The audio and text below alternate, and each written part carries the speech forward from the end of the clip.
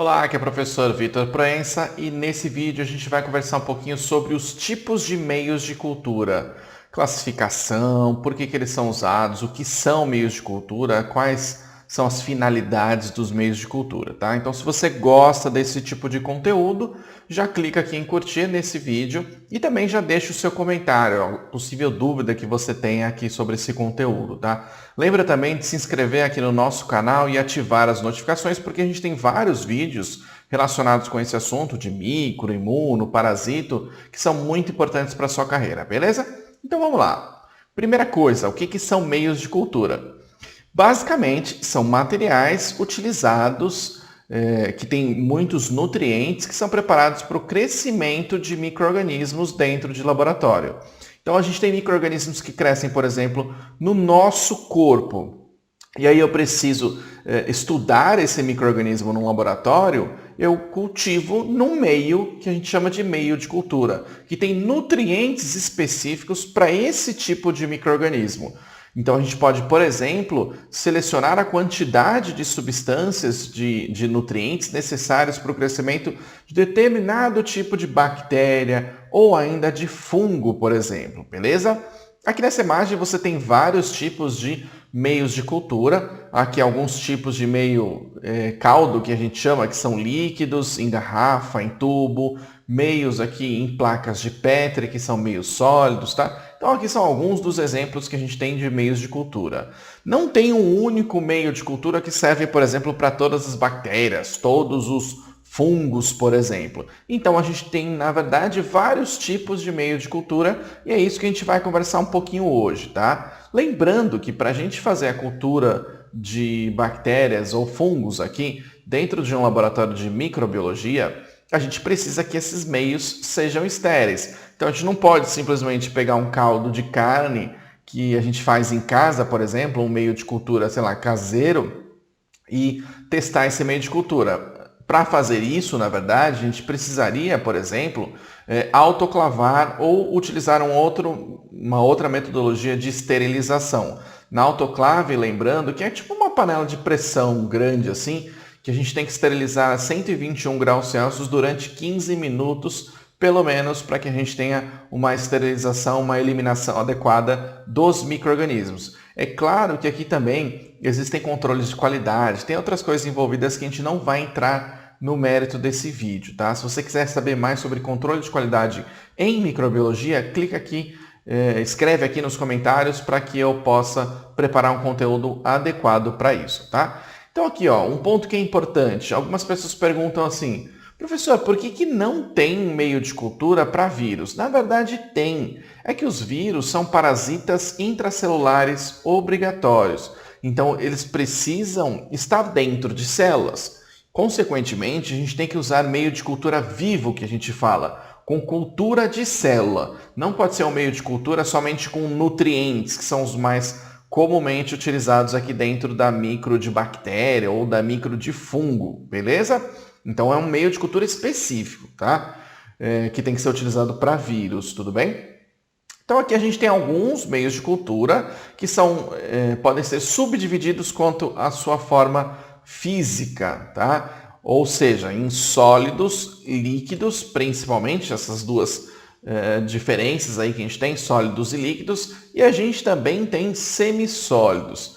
Ah, professor, mas qual que é a diferença básica? Os líquidos basicamente são caldos. Aí eu citei para você aqui um caldo de carne. É isso aí mesmo, tudo bem? Existem diversos tipos de caldos com nutrientes específicos. Então eles são líquidos e eles ficam aqui, ó, nesses tubinhos aqui, ó, em tubos de ensaio. Tem vários tipos aí, na verdade, mostrando aqui, mas selenito, entre outros, BHI, que é Brain Heart Infusion, que é infusão de cérebro e coração, e tem vários outros tipos de caldos que a gente chama, tá? Normalmente os caldos são bastante utilizados como meios nutrientes, tudo bem? Mas também podem ser utilizados como meios seletivos para indicação de algum tipo de bactéria, tá? Então aqui são os meios de líquidos ou também chamados de caldos, tá bom? Você vai encontrar essa nomenclatura aqui, ó, em inglês, broth, tudo bem?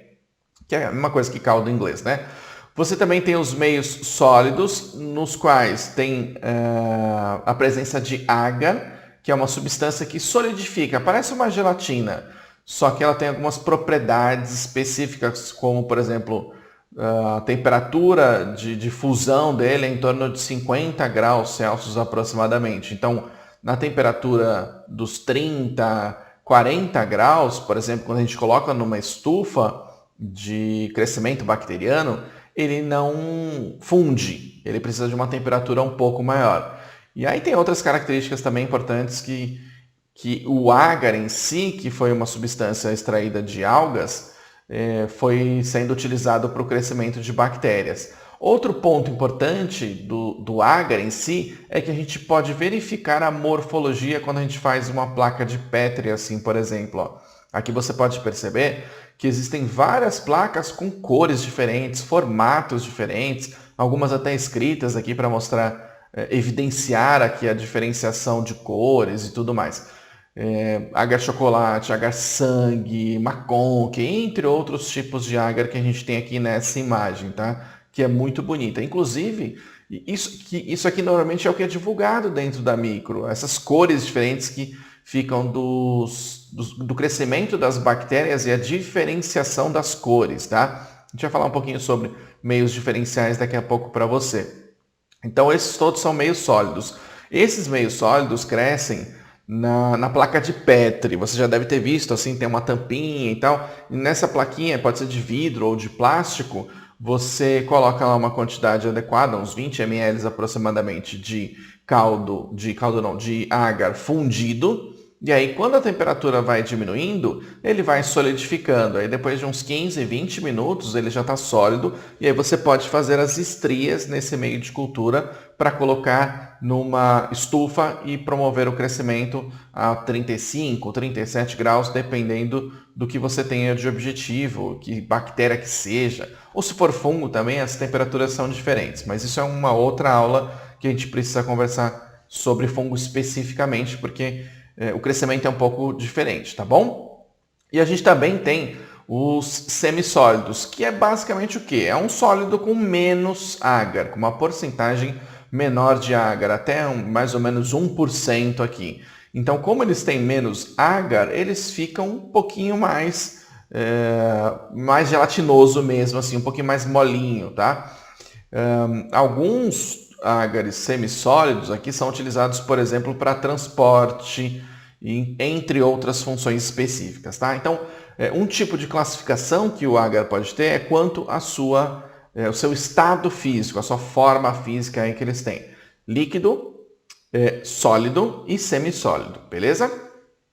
Outro tipo de classificação que o agar pode ter é quanto à sua função principal e a composição que eles têm, tudo bem? Então, falando aqui em relação à composição, por exemplo, alguns tipos de meios de cultura são sintéticos, outros são complexos. Já adiantando aí, dentro da microbiologia mais voltada para diagnóstico de ser humano, microbiologia clínica que a gente diz, a maior parte dos meios de cultura a gente chama de complexo, tá? Então vamos diferenciar aqui para você o que é o meio sintético.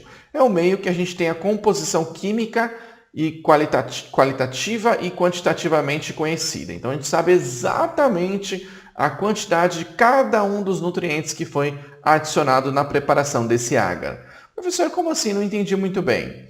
A gente pode ter agar, que é, por exemplo, infusão de cérebro, de coração, caldo de carne. E aí você não sabe exatamente a proporção de substâncias de aminoácidos, a composição exata. Esses são os chamados complexos. Nos sintéticos, não. A gente sabe exatamente o que foi colocado aqui naquele meio de cultura para que possa crescer bactéria específica, como, por exemplo, bactérias que utilizam luz como fonte de energia, que fotolitotróficas ou fotoautotróficas, por exemplo, e utilizam o CO2 como fonte de carbono, por exemplo, tá?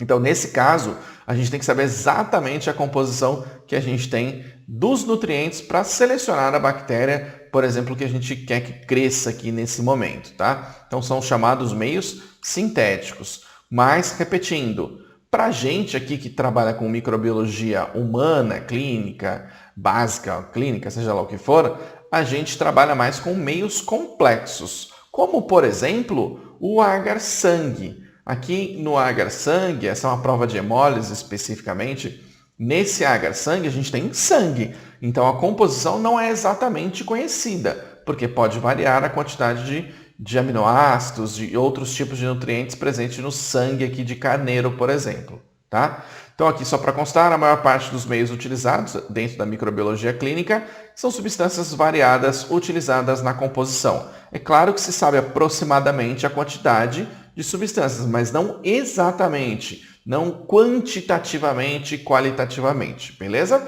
Então essa é a diferença básica. A gente também tem meios chamados seletivos e meios diferenciais.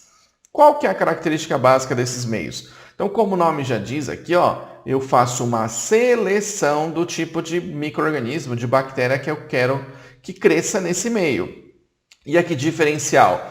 Eu faço, na verdade, a diferenciação entre bactérias diferentes. Por exemplo, vamos focar em bactéria para facilitar aqui o nosso trabalho, né? Então, a definição aqui, seletivos, tem a supressão de micro-organismos indesejados e o favorecimento dos micro-organismos que a gente quer estudar. Então, por exemplo, eu posso utilizar um agar-sulfito de bismuto, que eu posso selecionar bactérias específicas, por exemplo, salmonela, alguma coisa nesse sentido. Eu posso utilizar, por exemplo, o agar saborodextrose, que é para crescimento de fungos, por exemplo. Tá? Então, esses são meios bastante interessantes quando você quer que um tipo específico de bactéria cresça, por exemplo, tá?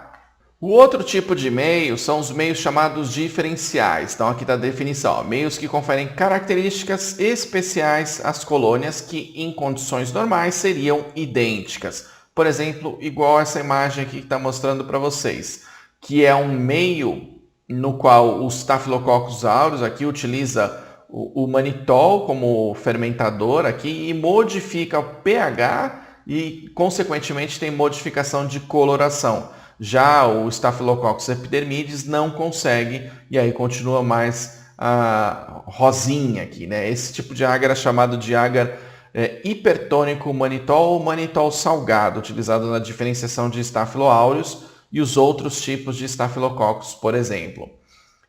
Aqui como meio diferencial, a gente também tem, por exemplo, o agar-sangue que a gente acabou de citar nas características de meios complexos aqui, por exemplo. Então, nessa imagem você consegue ver uma alfa-hemólise, uma beta-hemólise e uma gama-hemólise, que é a ausência de hemólise basicamente. Aqui a beta é uma hemólise completa e a alfa é uma hemólise parcial, tá? Outro tipo de meio que a gente tem aqui, que é bastante utilizado para a seleção de bactérias gram-negativas, é o McConkey.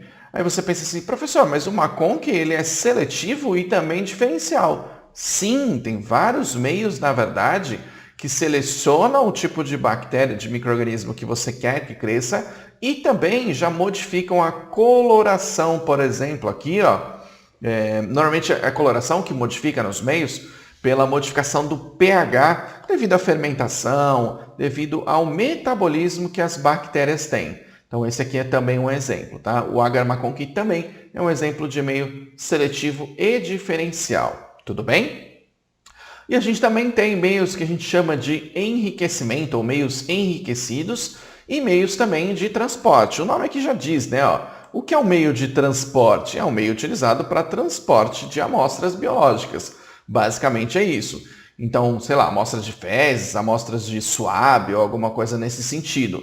Então, a gente tem, por exemplo, o meio de Seward, o meio de Kerry-Blair pode ser usado para amostras de fezes, por exemplo. O meio de Ames, bastante utilizado para Neisseria, ele pode ser inclusive com carvão. Então, esses meios aqui, na sua grande maioria, são semissólidos, porque aqui dentro pode ser inserido um swab, que ele fica, a amostra fica ali, e em alguns casos tem até um certo enriquecimento e algumas substâncias também para fazer uma seleção, uma seleção breve, digamos assim, das bactérias que você quer que cresça, tá? E o meio de enriquecimento ou enriquecido, o nome também já diz, é um meio, um tipo de meio né, seletivo, que é utilizado para amplificar as bactérias que estão em pequeno número na amostra que você coletou. Então, normalmente eu faço isso para um micro-organismo específico, mas ele pode ser meio geral, como agar-nutriente, por exemplo. E na maioria das vezes, esse meio aqui, ele é líquido. Então, eu tenho, por exemplo, o meio Thai Martin, o caldo selenito, cistina e outros tipos de meios que a gente pode utilizar, por exemplo, para selecionar bactérias, enterobactérias ou alguma coisa nesse sentido, tudo bem? Então, muitas vezes eu quero só, na verdade, crescer as bactérias, promover um crescimento, e eu posso colocar um nutriente, um caldo nutriente, alguma coisa nesse sentido. Em alguns casos eu já quero um meio mais seletivo também para crescer tipos específicos de bactérias, tá? E aqui é só uma imagem mostrando aqui um tipo de meio de transporte que é o meio de Stewart, que existem variações desse meio aqui também, beleza? Se você gostou desse conteúdo, clica aqui em curtir e deixa o seu comentário, porque ele é muito importante para que a gente possa saber os próximos vídeos que a gente vai preparar para você, tá? Eu sei que aqui nesse vídeo a gente não detalhou cada um dos meios, a preparação dos meios e tudo mais, e a gente vai fazer isso nos próximos vídeos, tá? Deixa aqui escrito se tem algum meio que você tem dificuldade na preparação, você não entende para que serve, qual o objetivo, finalidade, como é que é o controle de qualidade, tudo mais, sei lá, um H-sangue, H-chocolate, BHI e assim por diante, beleza? Só para a gente fechar o vídeo aqui, a gente tem uma plataforma de educação à distância que é o Passaporte IBAPFlix. Lá você tem mais de 50 cursos certificados na área de micro, imuno, parasito, entre outras áreas, perícia e tudo mais, que você pode se qualificar para o mercado de trabalho. Você tem videoaulas, materiais complementares, tem certificado de cada um dos cursos que você pode imprimir e apresentar, por exemplo, na faculdade para atividades complementares ou ainda para pós, num processo seletivo de mestrado, doutorado ou uma pós-graduação, mesmo de especialização, por exemplo. Você pode apresentar, por exemplo, num processo seletivo para vaga de emprego, para melhorar o seu currículo e muitas outras coisas, tá? Além de, obviamente, adquirir mais conhecimento com os cursos, com os melhores professores do mercado da área da saúde, tá?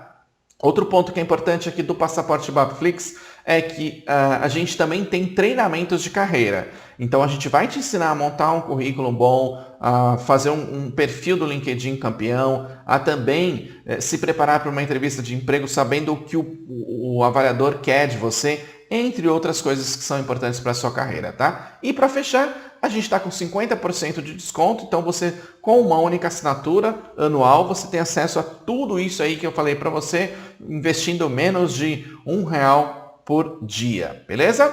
Então é isso aí, obrigado por você me ouvir até agora. Meu nome é Vitor Proença, um grande abraço e até a próxima aula.